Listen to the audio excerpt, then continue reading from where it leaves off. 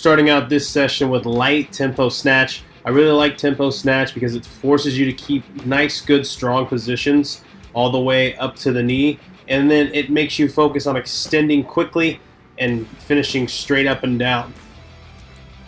Tempo lifts are great ways for you to focus on keeping equal foot pressure all the way throughout the pull of a snatch and a clean.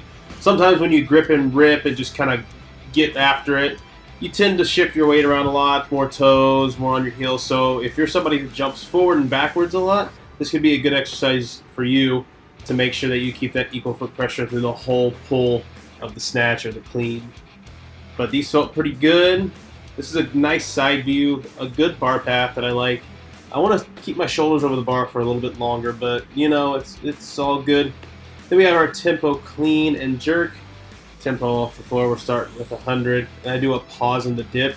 Pause in the dip's really good to, like I said, keep that good balance of a straight dip and drive. Sometimes people will dip and they'll dip forward, so the bar path will actually kind of go out forward some. A pause dip will force you to keep the bar path straight up and down and keep your balance equal, because if you're letting that bar drift out forward during your dip, it's going to be much harder to hold that pause position. So from the side view, got two lifts back to back. Here's what I'm talking about, that pause dip. Watch the bar path on the left and right, straight down and then up. So the pause is going to really reinforce that balanced equal position during the dip and drive.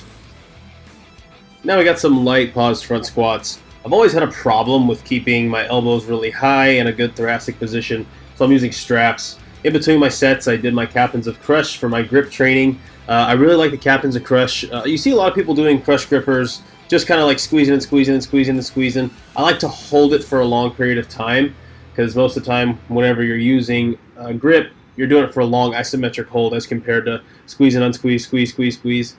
And then my extensor bands there. Extensor bands are great for the extensors of the forearms. And then here is a paused front squat. And I did my grip gauntlet here. So I started the 4 of my crush grippers, which is just absolutely nuts. I barely even move it, but it's just a great way to train the grip in a different position. Hit them all and down to 100 pounds for a fatigue hold, just holding for as long as I can. Train that grip for more endurance as well at the end. We have some incline leg raises for the abs, lower abs, exercise I like.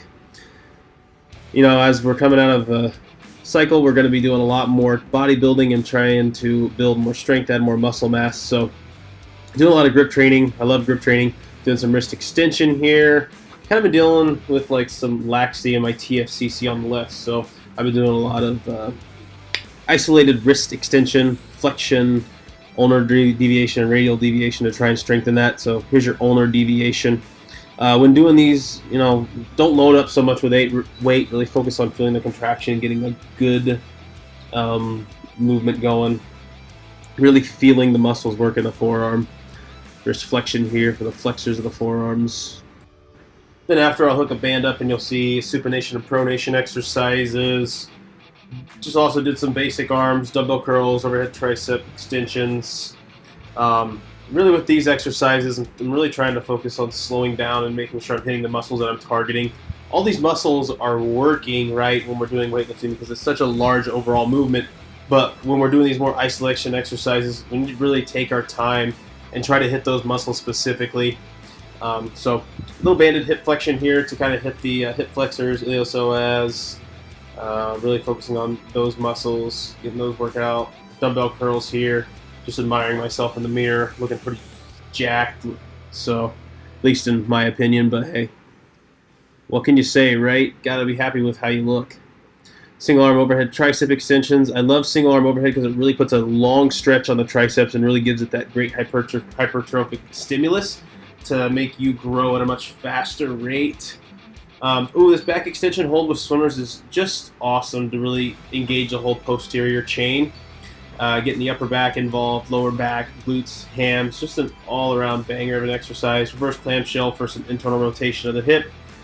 I love this one. I usually use a ball or a foam roller or something between the knees to give you that little extra range of motion.